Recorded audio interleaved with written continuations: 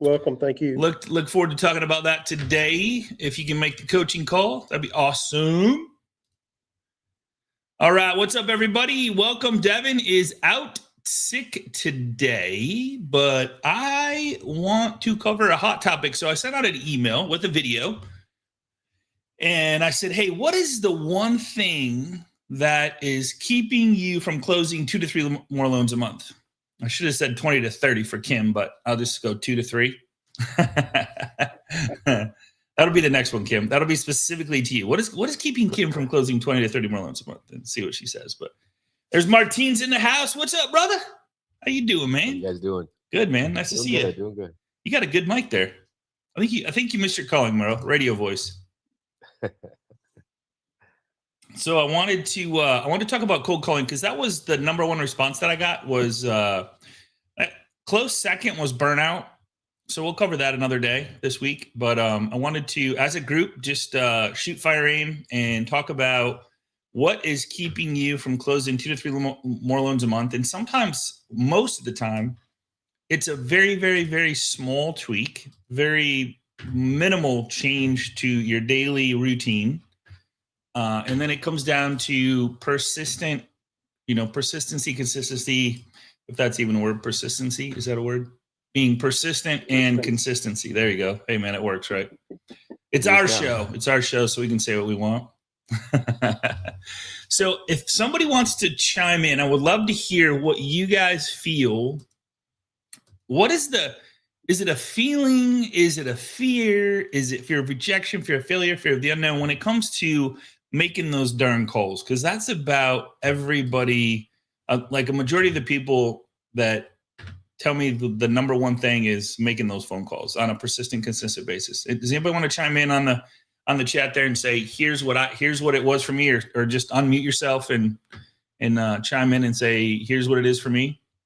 Anybody I'll say the most common objection I get from loan officers and myself is it's like an integrity thing. They feel like they don't want to do something that they don't want done to themselves. And when I receive a salesy cold call, I hate it and it's awkward and it frustrates. I don't like it. So then I don't want to be that. So I know what your answer is going to be. You have the solution for that. But I think it's like it feels like we don't want to do something we wouldn't want done to us. I love it. Okay. I love that. Thank you for that. Okay, cool. Kobe is saying, go ahead and say it, Kobe. What is it for you? Yeah, I feel like a lot of times it feels like it's going to be a time and emotion suck where it's going to be, oh, I'm just going to have this habit, but it's going to be a really big, it's not going to produce the ROI that it does, that they say in the textbook. Got it. Okay, cool. All right. Anybody else? And Scotty, I think it comes down to the old 80-20 rule. There's going to be 20% of the people that go ahead and do it. And there's 80% that don't want to do it. They'll figure out a reason not to do it. They become some of the best procrastinators in the world, to where they will do anything other than do the one thing that's really going to get them ahead. So what they need is the hook. What can help them get that job done, without it being a waste of time and without procrastinating to do it. Is it creative avoidance? Creative avoidance. That sounded really professional. Yeah, I know, man. That's scary, right? Creative avoidance. Okay, cool. All right. What else? Anything else? Afraid of not being able to offer enough value. Okay, I like that. All right. Offer value. All right. Let's see. What else did I miss here? Yeah, go ahead. For me, Scott, like I'm not a fan of calling, never have been. So my way around it so far has been, I'll just shoot a video out to 100 people, and then I'll just stir up conversations, and it seems to accomplish the same goal. So you're still touching them in a different way. So video message, text message, or video message, video text, or just a video email? A video email. Okay. Yeah. Okay. I'll just shoot an email. I mean, I think I'm at about a 85% open rate. Okay. So, wow. There's not really an issue with, like, I know they would probably take my call, but I noticed that sometimes it takes a day or two for them to open the email. And with that, I can, like, if I need to sell 15 houses, which I need to do right now, and I haven't set my video, um, before the end of the year. And what I'll do is I'll shoot out a video saying like, hey, this is what we're doing. This is what we have, click here, or, here's my calendar link. Let's talk. And it drives up, it starts, getting people talking and asking questions. And Gotcha. sometimes it's not even relevant to what my video was, but it puts me back in front of them and they start talking. They remind. Do you do And that on a that's weekly basis or monthly, or like how often do you do that, Well, or try to? that it's the whole gym thing. I have Okay, no okay, consistency. okay. I don't do anything with any sort of cadence to it. Yeah, It's just, all right, I need to talk to more people. I'm looking at my pipeline and I need more deals. So I start doing all that stuff. So, but a lot of the times it's very much procrastinating. So being that I can do things very quickly, I can do a lot at a short amount of time. But what I do notice is I'll stack it. I'll just be like, I can turn in these 5 files tomorrow. And then I'll just do them all and I'll grind for 2 hours and then turn them all in. Otherwise, I'll, just wait. But when I'm like firing on all cylinders and doing my emails, doing all that, it's a nonstop bit. Like I would need to hire people yeah, to like stay up with it. to keep going. So, and I think that's my issue is that, I just kind of do the same thing that other people are doing right now. It's just at a different scale. Yeah, I could grow my business or I can just kind of keep, plugging away at 4 or 5 a month. which is it's like I got you. Cool, I like it. So video, email, beautiful. All right, procrastination came up twice. Time suck, creative avoidance, offer value. So value is a big one, and then don't want to do unto others as I don't want done unto myself. And that's a big one. So let me address a couple of these. First and foremost, we are interrupters. So we're in sales. We're trying to sell something, or not really sell something. We're trying to help put. The way I look at it is, we're trying to help put somebody in a better place than when we found them. First and foremost.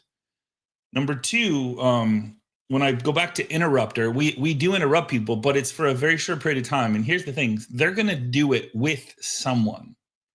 So, I'll address consumers and then I'll address agents. So consumers, the news kind of drives the traffic for us when, the Fed's been talking about rates. And I love the quote where someone said, marked safe from not talking about the Fed rate, actually irrelevant to the actual interest rate of a home. So like, that was kind of funny. So one, we're interrupters. Two, somebody's going to do it. So if it's not us, we're trying to catch people in that reticular activator phase where they're thinking about it. They're either that or they know someone thinking about it. And so I always keep this on my desk. I've had it on my desk for years. 3-minute egg timer. One of the valuable lessons I learned: nobody wants to really talk to me when I'm an interrupter, but they'll listen to me if I keep it short and sweet.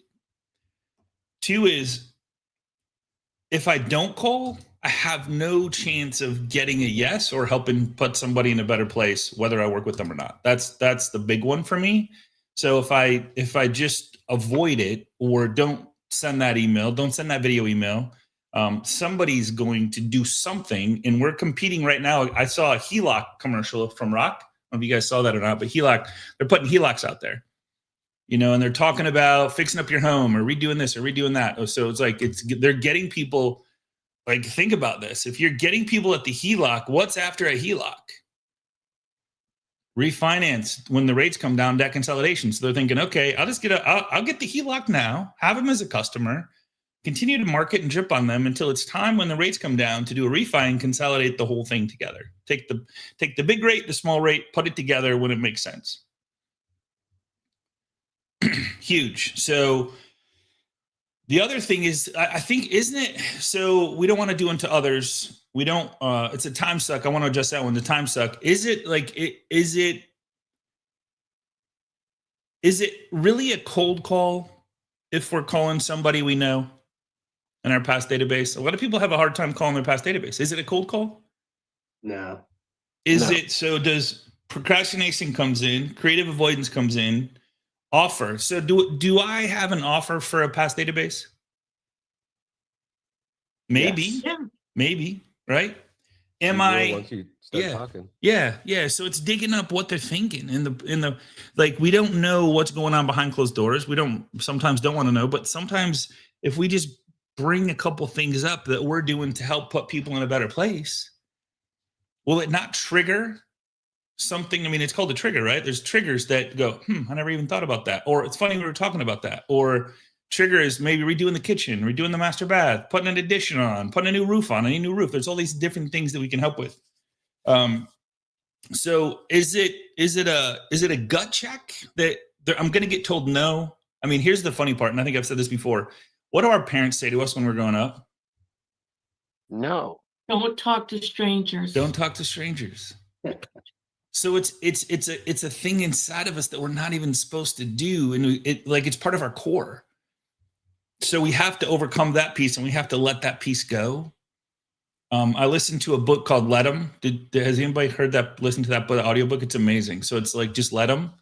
And so if they say no, are they saying no to you personally as a person, or are they saying no to the offer? You're just saying no to the offer, man. No to the offer. So why do we take it personal? And we stop doing it because we got told no to the offer that we have. Why do we take that personal? Our inner child comes out. Right. Exactly. Like my mom told me no. I'm gonna go sit in the corner. So like that. So so we got to be thinking about this stuff. So the way I think about it and help people think about it is, one, I can't get a yes without a no. They're not saying no to me. This is a mental thing. And if they say no, it's not right now, but maybe later. Is there anything down the road? Is there any and here's the part that's really scary to me. If you're not making the phone calls, having the conversations with just your past database, so we'll talk about agents in a second. If you're not calling your past database and reminding them of who you are and what you do for a living, do you have a chance to get their friends, family, and coworkers when they're thinking about buying, selling, or investing, or debt consolidating? Nope. That's what scares me, because they say no to you. But how many people do you talk to that have neighbors, friends, family, coworkers that are in a crisis, one of the 5 Ds, maybe just they don't know that they can be put in a better place. And so you tell them a story that they're sitting around the campfire this weekend, tell them, man, I just talked to my guy, my lender, and man, he said he helped someone save like $483 a month. And the client's rate was like 3.125, but after he put all these things together and did all the calculations, he was able to consolidate some stuff, use some equity that he built up over the last 3 or 4 years, and save him $483 a month. So what is that? Well, and then the lender talked about what I could use that $483 a month towards to further my short-term, long-term financial goals, to put me in an even better financial place, to pay off my home early, to use some of it for a vacation, use some of it for a kid's college. You see how I'm triggering all these little things that I just don't know, or like maybe they're thinking about or not thinking about? Mm-hmm. Huge, right? Huge. So I ask yourself to and here's the thing is, when the hardest part is overcoming that feeling we get when we make a couple calls and get told no. The harder part is getting in the zone, because we get told no right off the bat, right? No. Like, God, man, that hurts. That doesn't feel good. So if we can set with that feeling for a second and go and say all these things, they're not saying no to me. They're saying no to my offer. I'm an interrupter. Yes, I'm interrupting their lives, but I'm trying to put them in a better place, leave them in a better situation. Someone's going to do this. I deserve to be that person. Agree? We deserve to help put them in a better place if we can, but at least we're top of mind, so that if one of their friends, family, coworkers is thinking about buying, selling, investing, debt consolidation, I have a chance at getting those people and getting those opportunities. Cool? Yes. One of the ways to stay top of mind is social selling. I can't tell you how powerful this is. This is. It's almost freakish when I talk to somebody and they're talking to some social media expert, and the social media expert's like, we post this and we post this and we post this and we post this. Is social posting? Is it really about posting? Mm-mm. It's Got the called DMs. social media. Social. Posting is putting stuff out there. Yes, you need to do it. Yes, you need to remind people who you are, and you need to tell stories with social. But what if we interacted with people on a regular basis? Like, if you're not doing happy birthday videos, if you just did happy birthdays, are you not staying top of mind with them? You should be doing that every day, first thing when you wake up. Like, that's the first thing you should jump before you even get out of bed, drink coffee. Just like, man, I'm gonna do some happy birthdays. Like, just both on Facebook and LinkedIn. LinkedIn, it shows you their anniversaries on their jobs. Another cool way to stay top of mind. Just like one guy's responding, goes, I didn't even know. I was like, but here's the thing, I'm having a conversation. Yeah. Right? It's like, is sales about having conversation? It might not have been an opportunity because he might have been in the business, but what if it was a real estate agent? And they said, hey, man, I didn't even know, I've been here 4 years, 5 years, whatever. Now I'm having a conversation. Hey, congratulate. Now I could literally start having a conversation because she responded back. He responded back. Any questions on that? I think this is so mental that everyone on this call is this close to hundreds of thousands of dollars per year in income. Hundreds. Not 1,000, not 2,000, hundreds of thousands. Mm-hmm. Even if you only have 100 in your database, 50 in your database, those 50 times 23, those 100 times 23, their friends, family, coworkers, it's more than 23, but I'm just saying, if you just focused on that, you're never going to have to worry about the market or rates ever. Yeah, we've been seeing over the last couple of years, Scotty, through coaching, that there's people with as high as 50 and 60% of their volume that they're closing is from their past database referrals. Mm-hmm. And it's not just the past, like everybody looks at it as their past databases. That's fine. But what you have to start saying is not only them, but theirs. Their past database, their friends. Like, so I look at it, goes, man, if I have 100 people, 10,000 people, 5,000, whatever you have, those people are available to me because they know, like, and trust me. And is a warm referral. How many people lose a warm referral from a friend, family, coworker ever? Hardly ever, right? It's just not an option. Think about that. Think about what you're losing if you don't stay top of mind from a warm referral. There's a lot of people out there that don't want to make the calls and stuff because they've been there, they've done that, they've been to the top, of their income chain. And there's a lot of people that just don't want to go through the work to get back to what they had before. Burnout, it's almost like we feel entitled to get back to where we were without doing a whole lot. Like everybody's just going to call us back. And the way to get that, start calling those people. So true. Send get back in the game. Yeah, and it's just, I mean, like, so I'm just trying to figure out what is it that's key. Like, like we all see the results from people calling their past database and staying visible. I mean, like, did you guys hear this study? I wish I could find this video. So there's a study done where they had these Harvard grads, or like these I don't know, it was 20 people. This is a freaky story. So I think in this industry, we have a little bit of this. So they showed 20 people, I think it was 10, let's just say 10. They showed 20 people a triangle, okay? On a piece of paper, they showed them a triangle. They literally did this. Okay, they said, and I wrote the notes, so they showed them a triangle. Okay, I show everybody on this call a triangle. They told 9 of the 10 people to say, when they say, what do you see? 9 of the 10 people said, I see a square.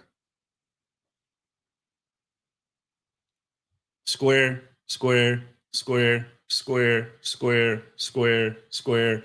On the 10th one, the guy's like, dude, what do you see? He goes, I see a square. Why is that? Doesn't want to be different. Yeah. Doesn't want to stand out. Doesn't want to go, I see a triangle, but I'm not going to call it out. And it was a study that says, okay, do we follow, or like, are we such creatures of habit, of following? Like, another one was done where, like, and this happens all the time. We did this on stage one time where we gave everybody a $20 bill. And some of you guys might have seen this. And then we would go, we'd give, there was 6 of them or whatever, however many. We'd give them $100 bill. They'd give me a 20. 120, 120, 120. Like literally giving a 20. You're putting 20 in a machine, getting 100 out. And the last guy's like, nope, not going to do it. Not going to do it. Nope. BS, doesn't work. It's not real. You just saw 6 people do it. So we're sitting on these calls. We're sitting on these coaching calls. We hear people go, Kobe, the other day, Kobe, you're making these calls and you're saying, hey, is there anything I can do to put you in a better financial situation? Kobe, he got on the call. He was laughing. He was laughing. He goes, Scott, it's that's the one line. It's so easy. Kobe, isn't that what you did? Yes. What was Yes. what was the response when you asked them? It was so enlightening. It was like, oh my God, I pulled 2 deals out of it. It was so it's just disarming. It's not coming in and asking them to like, hey, do you want to refi? It's, hey, like, especially with these database people, you might not have talked to them for 5 years.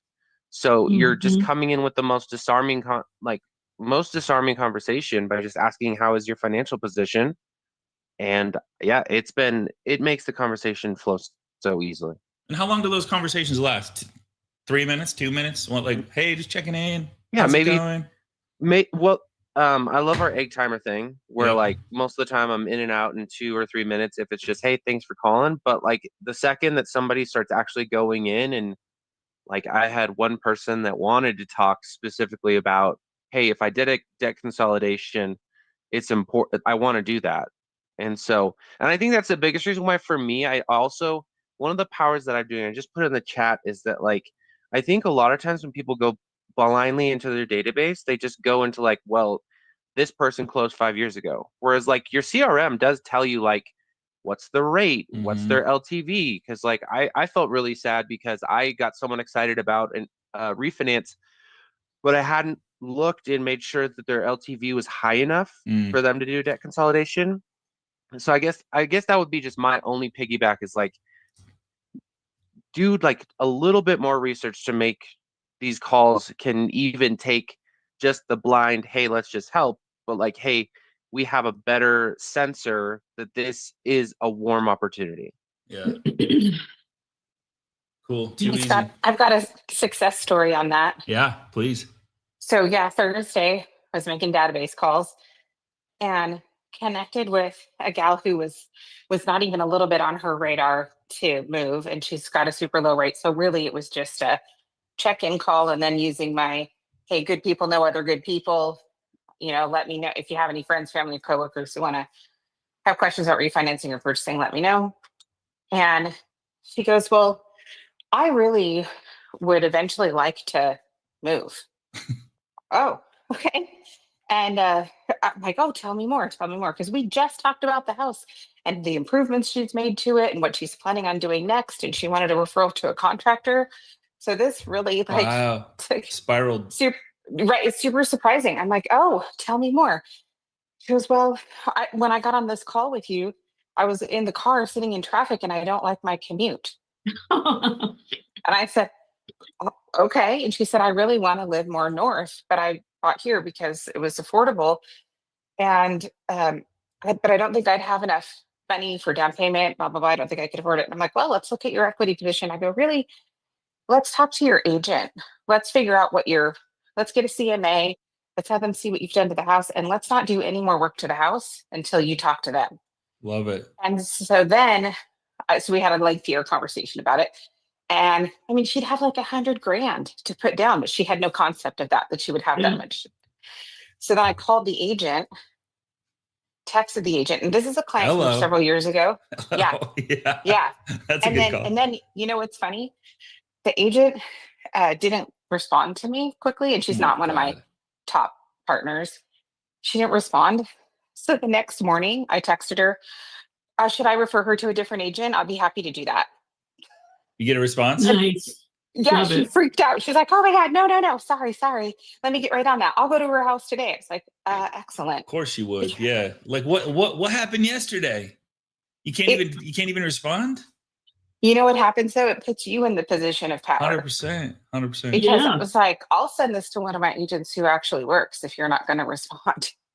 Yeah. Crazy town. But more importantly, like the client was well taken care of and she had a need, and who, she wouldn't have gotten any help for a while because she didn't know to ask.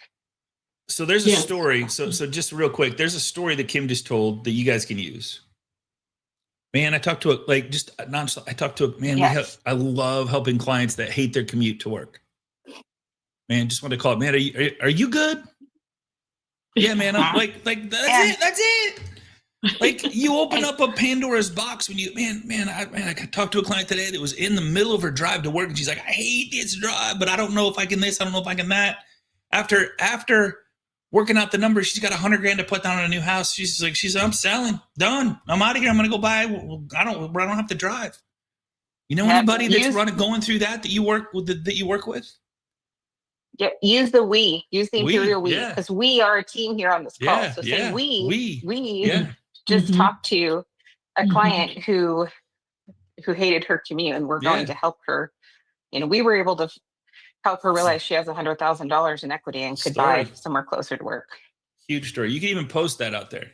That's a post and a call, both. It's everything. It's a reel. It's a short 30-second clip. You could be in a car driving like, man, I'm so tired of this drive. Oh man, we talked to a client today that we were able to help move closer to work. They don't like, it's everything.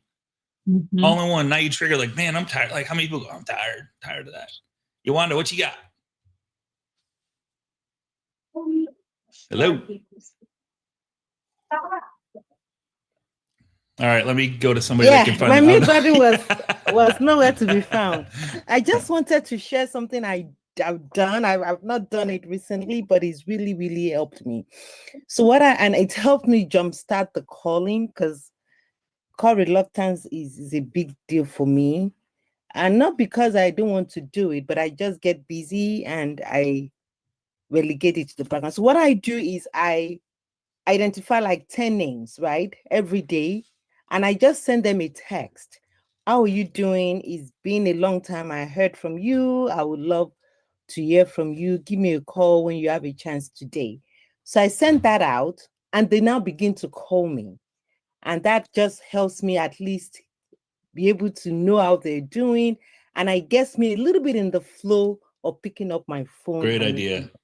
Yeah. Great idea. Yeah. So hey, give me a call. Hey, if you get a second today, give me a call. Yeah. Boom. You've been on my mind. It's been a while I heard from you. Give me a call. Too easy. 10 a day. Yeah. Too easy. I got a deal from there. The guy would talk to him about it like 6 months before now. And I sent him that text like, oh, we're ready to move now. Let's go. Like, okay. So you guys just heard an example that works. How many people are going to send 10 text messages a day? Probably 1 or 2.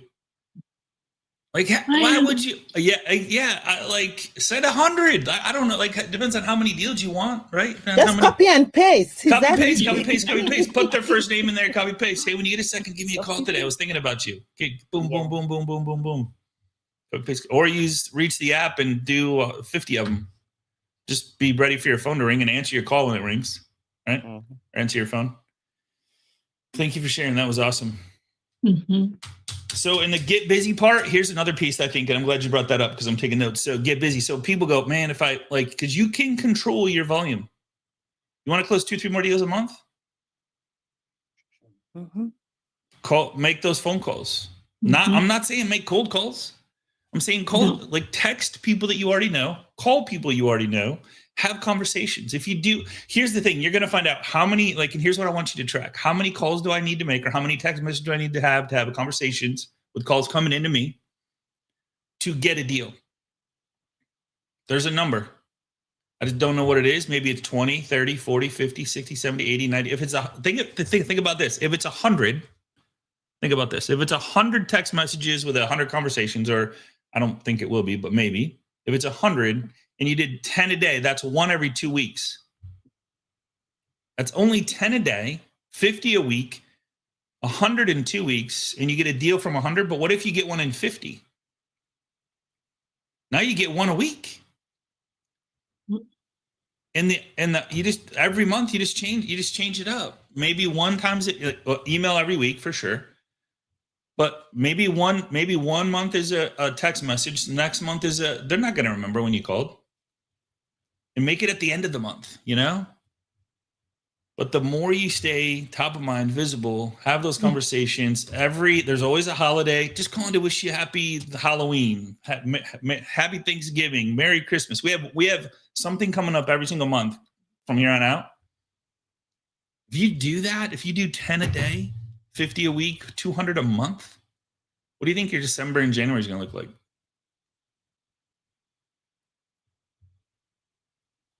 Cool. Yeah, and I think, Scotty, when we get to that topic of burnout, I think a lot of this goes back to burnout, at least with the people that have been in the business probably 8 or more years, because over the last 4 or 5 years with coaching, I've seen that people with 8 or years less seem to not have as much call reluctance as the ones that have been doing it for the last 10, 15, 20 plus years, 30 years, people that have rebuilt their business 1, 2, 3, 4 times. But the funny thing is, the people that have done these small things on a regular basis throughout this entire last 15 years, their business never went away. It might have dropped a little bit, but it never went down. And so I think when we talk about the burnout, I think it's something we need to talk about. I think burnout, man, and I want to talk about this tomorrow in great detail, but I think burnout has to do with a lot of the stuff that we're thinking we can go find that will replace what we talked about today, or like the basics will replace the basics, where I don't have to do the basics. And a lot of the stuff that we'll talk about this week has to do with the basics that we can farm out. Can someone else call your database and have as much success? We know, Rick, we know, Yeah. So what's that costing you not to have, not to do it? If you're not going to do it, what's it costing you to have somebody else not do it, or have somebody else, you know what I mean? And you guys, I mean, like I was on the phone with one of my coaching members, and he had a virtual assistant that he's hiring. She's great. And I'm like, he goes, this is what I'm not going to do. And this is what I would like her to do. And so I interviewed her with him, and we had a great conversation. But now he's just going to amplify what he's like, here's the cool part. He's already going to have his best quarter without her. Now we're going to put some really cool things in place for her to do to touch even more people. And I think where the busy part is, where I was going with the busy part, is we're scared that we're going to get too busy, that we can't handle it and have a life, and maybe get overwhelmed and not be able to enjoy life. But that's where the farming out and delegating stuff comes in at a very inexpensive pace, or systems in place to track your call list, like we've talked about using this, the go high level stuff. So that's where I want to get, where I want to talk about tomorrow is if you're burnt out or just tired or just can't figure out, like, how do I get rid of this funk? That's what I want to cover in great detail tomorrow. So if you guys can think about that, what's the, if there's not, great. But if there is a funk that you're in, that try to explain it, articulate it in a cool way so we can address it as a group. And I would love to work with you guys on that tomorrow. So cool. All right, my friends, at the top of the hour, I challenge you to, for the next month, for the rest of this month and the all of next, I challenge you to at least 10 outreaches, whether it's 10 calls, I would do both, 10 calls, 10 text messages, see which one has the best effect, see which one has the most conversations, track them, say, this is how many text messages I sent, 10, I had 7 conversations today. You might have a conversation tomorrow, you might have whatever. And I called this many people to have this many conversations. And then I was able to get this many deals out of it. And then at the end of the day, at the end of next month, you'll be able to go, I can have this many conversations, send this many text messages, and close this many more deals per month. I promise you. You'll be, and if you go, got nothing, then we'll just talk about what you said or what you're saying or how you're saying it or what's happening during the conversation. Because a lot of times we're scared to ask. So if we get on the call, we have a conversation, we're like, man, I know I'm supposed to do it. I know I'm supposed to do it. I know I'm supposed to do it. Okay, have a good day.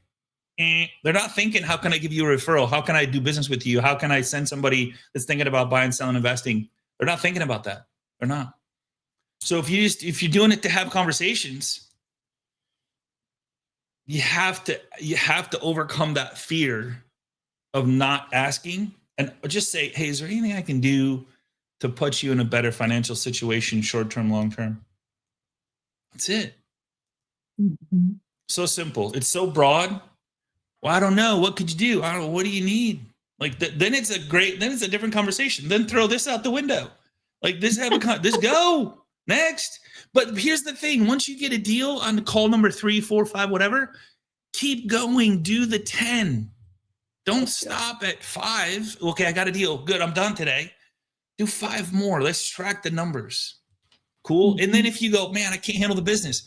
Okay, let's talk about that. That's a really good problem to talk about. You know? Yolanda, what you got? Take us out the door, my friend. No, just two quick things. Number one, is there a minimum number of calls you need to be making a day to get traction based on your experience? That's number one. And then number two, I think I heard last week that there is a call stars. Mm-hmm. I'd like to get more information Devin, on yeah. that because I'd love to join that Of because course. I wouldn't. The motivation would help. Yeah. On both sides. Yeah. Yep. Cool. Excellent. Yes on both. So for the first question, it depends on how much money you want to make. But more importantly, here's the thing: if you don't track it, if you're like, okay, I don't know how many calls I make. Like if tomorrow I come in and I go, you wonder how many calls you make yesterday? You're like, I don't know. Then you can't in a month and a half go, here's how many calls, conversations, text messages, conversations, referrals, opportunities, deals.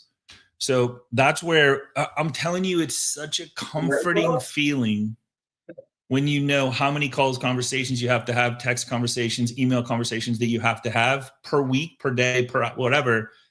Then you can literally like think about this. If you know, like this gives me chills. What if I said to you, Yolanda, if you make 20 calls a day and have 10 conversations, you'll close 2 to 3 more loans a month. You gonna wait till the end of the day to do that, or you can do it first thing in the morning? No, I'm saying right. Because here's the thing: once you get that part done, does anything else matter?